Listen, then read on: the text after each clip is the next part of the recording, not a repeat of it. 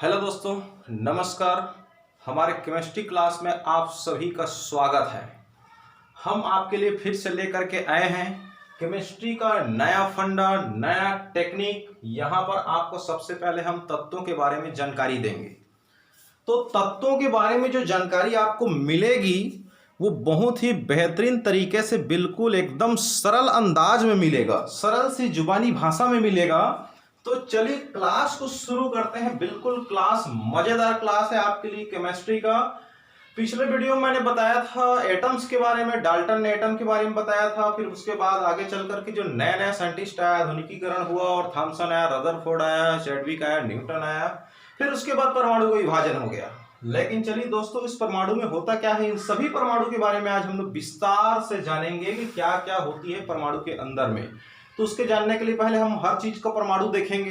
परमाणु देखने के लिए हमको हर तत्वों के बारे में विश्लेषण करना पड़ेगा, क्योंकि हर परमाणु जो होती है वो तत्व का एक मूल भाग है। हर किसी भी तत्व, जैसे गोल्ड, सोना सोने के ही परमाणु से बना है, सोने के अंदर सोने के ही परमाणु भरे हुए हैं। इसी तरह से पानी में ऑक्सीजन और हाइड्रोजन के परमाणु भरे हुए हैं, लेकिन पानी तत्व नहीं है। कार्बन डाइऑक्साइड तत्व नहीं है, कार्बन डाइऑक्साइड में कार्बन और ऑक्सीजन के तत्व भरे हैं। तत्व का मतलब यह है कि जिसमें आपका जो एलिमेंट है, मेन तत्व, कार्बन डाइऑक्साइड कार्बन और ऑक्सीजन दो तत्वों से बना है, हाइड्रोजन गैस हाइड्रोजन के तत्वों से बना है। इसी तरह से आपका ऑक्सीजन गैस जो है ऑक्सीजन के परमाणुओं से बना है, तो उसमें ऑक्सीजन एक क्या है, एलिमेंट हो गया। वैसे हमारे दुनिया में बहुत सारे एलिमेंट हैं। शुरू में 105 बोला किसी ने 108 बोला। ये तत्वों की संख्या बढ़ते जा रही है, लगातार सर से जारी है। अभी तक तो आप पीरियोडिक टेबल देखेंगे तो कोई 123 लिखता है, कोई 135 भी लिख देता है।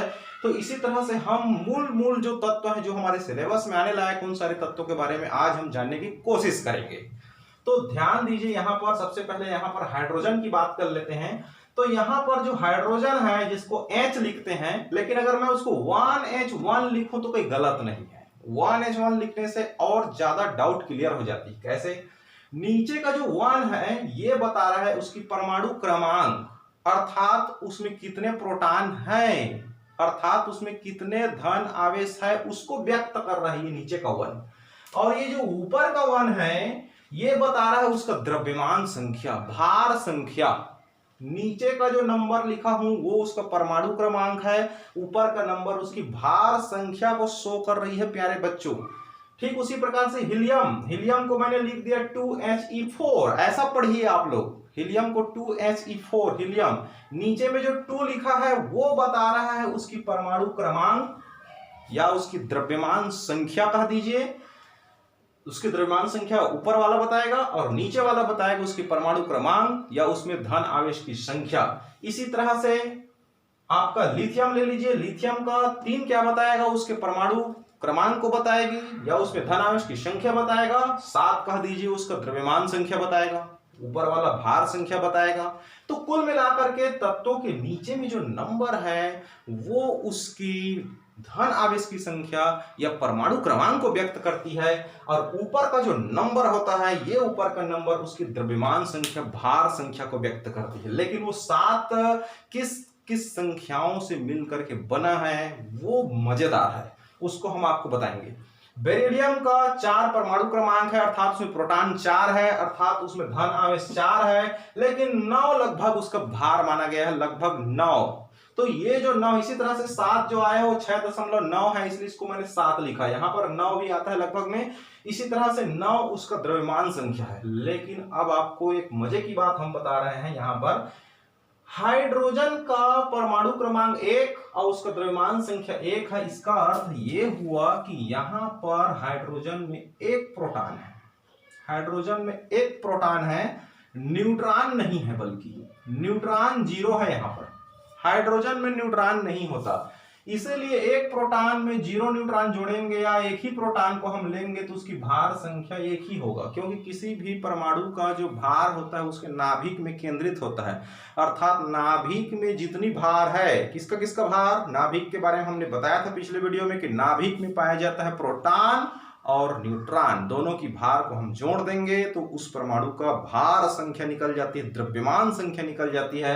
तो दोस्तों यहाँ पर एक ही प्रोटॉन है, न्यूट्रॉन नहीं है, इसलिए वही उसका भार संख्या कहलाएगा 1। एक उसकी भार संख्या है। बाद में हम चर्चा करेंगे एक प्रोटॉन का वजन ग्राम या किलोग्राम में कितना होता है, मैं आपको डिस्कस करूंगा। इसी तरह से हीलियम के बारे में जान लेते हैं। हीलियम का परमाणु क्रमांक 2 है यहाँ पर, अर्थात उसमें 2 प्रोटॉन है, 2 धन आवेश है। यहाँ पर हीलियम में 2 धन आवेश है, लेकिन भार 4 बता रहा है। भार 4 का अर्थ हुआ यहाँ पर कि उसमें न्यूट्रॉन की संख्या जो है यहाँ पर 2 है, तभी दोनों को जोड़ने से 4 आएगा। न्यूट्रॉन 2 है क्योंकि दोनों को जोड़ देने से द्रव्यमान संख्या 4 आएगा। इस तरह से आपको याद करना है। 2He4 एक ही बार में आपको क्रमांक मिल जाएगा, प्रोटॉन मिल जाएगा, न्यूट्रॉन मिल जाएगा, द्रव्यमान संख्या मिल जाएगा। और मजे की बात बता रहा हूं, इलेक्ट्रॉन भी बताऊंगा कितना है उसमें। तो यहां पर प्रोटॉन कितना हो गया, 2, और 2 न्यूट्रॉन हमने इसलिए लिखा क्योंकि यहां पर भार 4 है, 2 में 2 जोड़ने से ही 4 आएगा। यहां पर 2 करना पड़ेगा क्योंकि 2 में 2 जोड़ने से 4 आएगा, 4 उसकी भार संख्या है। ठीक उसी तरह से लिथियम की बात करें यहां पर तो 3 लिथियम 7, अर्थात 3 उसकी परमाणु क्रमांक है, अर्थात उसमें धन आवेश, अर्थात उसमें प्रोटॉन। तो प्रोटॉन उसमें 3 हो गया और न्यूट्रॉन 4 करना पड़ेगा क्योंकि 3 और 4 को जोड़ लीजिए वो 7 आ जाएगा। करेक्ट है ना? 4 न्यूट्रॉन याद करने का बिल्कुल बेसिक फंडा। बेरिलियम 4 बेरिलियम 9 है यहाँ पर, इसका मतलब 4 9 का मतलब है कि 4 उसका क्या हो गया, प्रोटॉन हो गया, और उसमें 5 न्यूट्रॉन करना पड़ेगा, तभी दोनों मिलकर के क्या हो जाएगा, 4 और 5 9 हो जाएगा, अर्थात 9 उसका परमाणु भार हो जाएगा, द्रव्यमान संख्या हो जाएगा, वेट नंबर हो जाएगा, मास नंबर हो जाएगा। तो यहां पर इस तरह से आप पढ़ते जाएंगे। बेरिलियम के बाद आप boron, carbon, nitrogen, oxygen, sulphur, इस तरह से सारे मटेरियल का बिल्कुल फ्लोरीन, क्लोरीन, ब्रोमीन, आयोडीन, एस्टाटाइन, इस तरह से oxygen, sulphur, nitrogen, phosphorus, arsenic, antimony, bismuth, सारे एटम्स के बारे में आप लिख लीजिए। लिस्ट जो है, लिस्ट हम आपको मिल जाएगा, लिंक मिल जाएगा हमारे डिस्क्रिप्शन बॉक्स में, सारे एलिमेंट का लिस्ट वहां पर मौजूद है, हम आपको बता देंगे पूरा, बिल्कुल वहां पर एक एक चीज का आपको लिस्ट एलिमेंट का मिल जाएगा।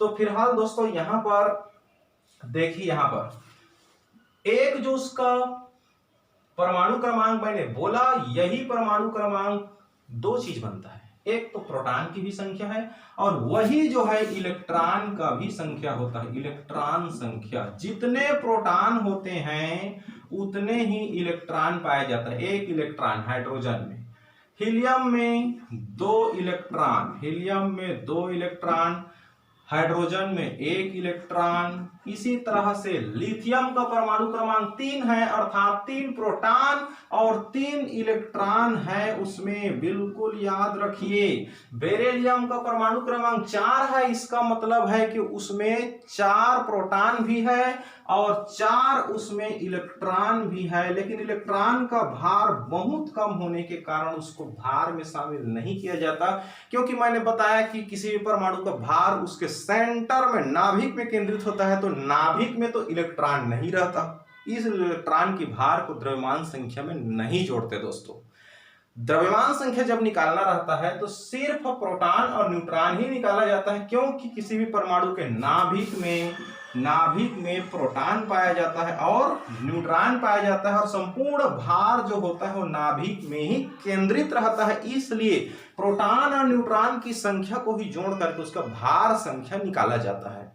तो ये मजे की बात है। इस तरह से आप बेरिलियम के बाद पढ़िएगा boron, carbon, nitrogen, oxygen, fluorine, neon, sodium, magnesium, aluminium, ये हर एलिमेंट का आपको डिस्क्रिप्शन बॉक्स में एक लिस्ट मिल जाएगा। हमारे यूट्यूब चैनल के नीचे आप डिस्क्रिप्शन बॉक्स में जाइए, वहां पर सभी एलिमेंट का आपको लिस्ट मिलेगा, वहां से आप उठा लीजिए और उसको पढ़िए।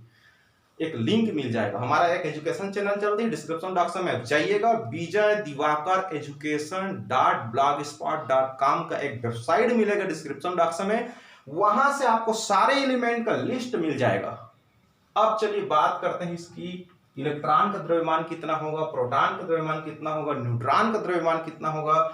तो ये सारी बातें जो है बिल्कुल इसको मिटा करके हम डिटेल आपको बताएंगे। तब तक के लिए बिल्कुल एक नए वीडियो का इंतजार कीजिए। जस्ट हमारे इसके बाद हम आपको नए वीडियो पार्ट 3 में आपको हम बताने जा रहे हैं। अगर आपको हमारी चैनल से कुछ लाभ मिल रहा है, कुछ फायदा मिल रहा है, कुछ ज्ञान बढ़ रही है आपकी, अगर थोड़ा बहुत आपको फायदा मिल रहा है तो हमारे चैनल को लोगों को शेयर कीजिए, लाइक कीजिए, सब्सक्राइब कीजिए, ताकि नेक्स्ट वीडियो आपको सबसे पहले मिले। IMT MP सवालों को वीडियो हम बनाने जा रहे हैं, इसलिए आप हमारे चैनल को सब्सक्राइब कर दीजिए, ताकि कक्षा 11वीं 12वीं और 10वीं में आने लायक केमिस्ट्री की मोस्ट MP सवाल, बोर्ड परीक्षा के मोस्ट MP सवाल का आंसर आपको मिल सके, वीडियो आपको मिल सके। इसलिए आप हमारे चैनल को सब्सक्राइब कीजिए और बेल आइकन को दबा दीजिए। Thank you so much.